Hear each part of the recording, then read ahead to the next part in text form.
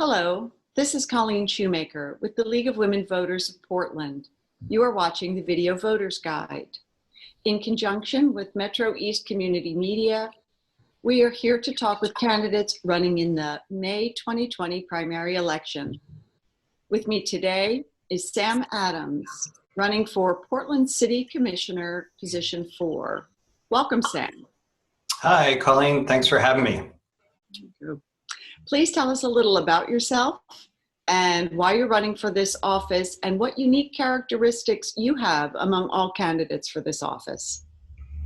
Well, I grew up in Newport, Oregon, and I used to deliver the newspaper, the Oregonian, every day. And as a gay kid growing up in an environment where there was a lot of hate for LGBTQI people, I looked in the pages of that newspaper and read about this city that I thought would be more affirming of who I am and was as a person, as a gay person. And, you know, it took me till the age of 26 to get here. But Portland has always been a beacon. I got into this race because I think the light on that beacon has dimmed, that even before COVID-19, that the challenges that Portland were facing were, you know, getting the best of us. And I saw that the relationship with City Hall was frayed and broken for many people.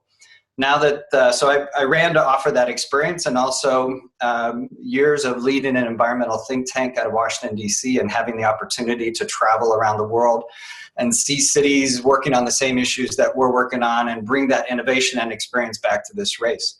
Now that we're in this pandemic, I'm the only one running in this race that has the kinds of hands-on experience to deal with disasters, and this is a disaster. We are fighting to keep people healthy, and we're in the midst of probably the worst recession since the Great Depression. So I offer that hands-on experience, having led Portland, being sworn in just weeks after the Wall Street implosion, having led Portland through the Great Recession to one of the strongest local economic recoveries in the nation by cutting the budget more so that we could invest 30% more general funds into affordable housing and keeping people in their homes and those impacted by the recession, by a jobs program that fast tracks hundreds of millions of dollars in already paid for construction projects, city projects to keep people working, of a new economic development strategy for small businesses and an export strategy, the first ever. It's like these kinds of hands-on experiences are what I bring uniquely to this race. And we're going to need it because there are still some very tough times ahead. The COVID-19 pandemic and the resulting devastation of small business, city employee layoffs, and housing displacement will be with us for some time. How would you seek to address the fallout, including the reduction in city revenue? Yeah, so we're going to have to make those reductions in city revenue. And as I did when I was on the city council last time, I really focused in on administrative cuts, middle management, not that they aren't worthy, but in this time of crisis, though you have to make those tough trade-offs, and I want to preserve frontline services, and more than preserve, as we did in the Great Recession, overcut the city's budget so that we have more external services to offer those that are newly unemployed, those that are fighting to keep their home, those that need to, you know, find new skills for new jobs. That is critically important in terms of dealing with the city's budget cut. In addition to that, we have the opportunity as the epidemic abates to put all of the new volunteer potential in Portland to work to build 2,000 units of small homes and cluster villages like the Kenton Women's Village that has proven this model of small homes and clusters with support services provided, in this case, by Catholic Charities. We can all volunteer, rally to the cause of getting 2,000 people into homes in a very cost-effective way. So that's one thing that is COVID-specific that I think is important. The other is I encourage folks to vote for on May 19th, the regional ballot measure that would provide services for affordable housing and homelessness for those that need social services. But if that passes on May 19th, it could take a year to actually implement it. And I propose that the city, the county, or metro, get a line of credit.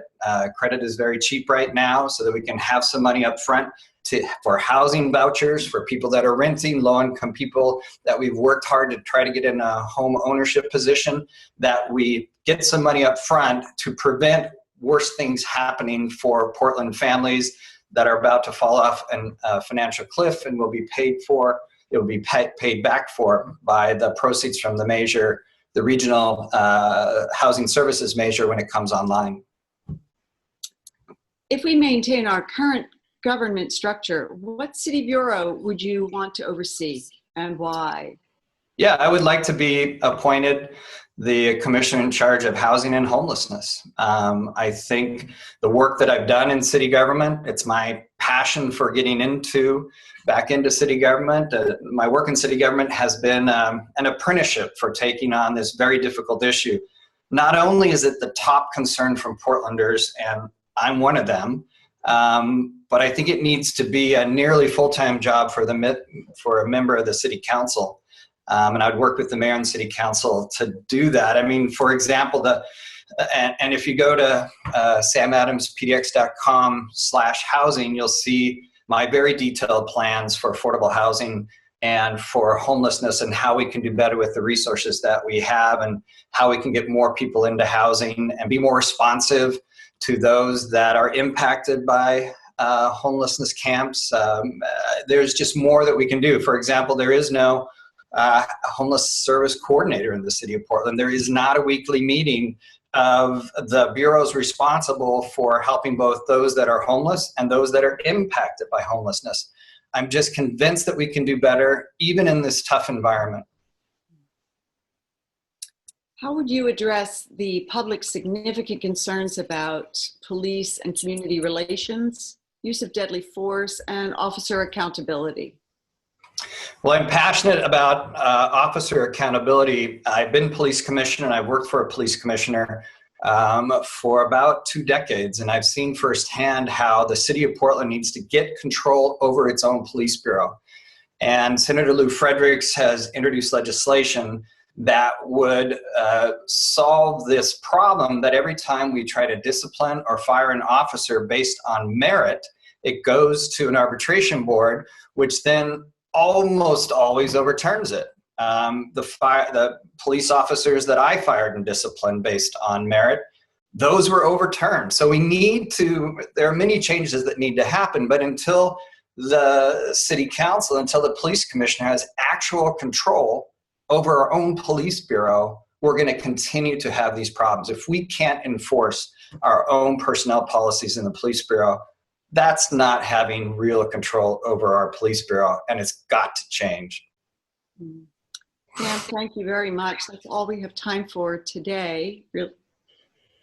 Well, thank you for the opportunity. The League is such a great resource, and these online resources, these online videos and questionnaires are more important than ever. So thank you. This has been the Video Voters Guide. Thank you for watching. The primary election is Tuesday, May 19th. Be sure to inform yourself about the candidates and the ballot measures, and exercise your right to vote.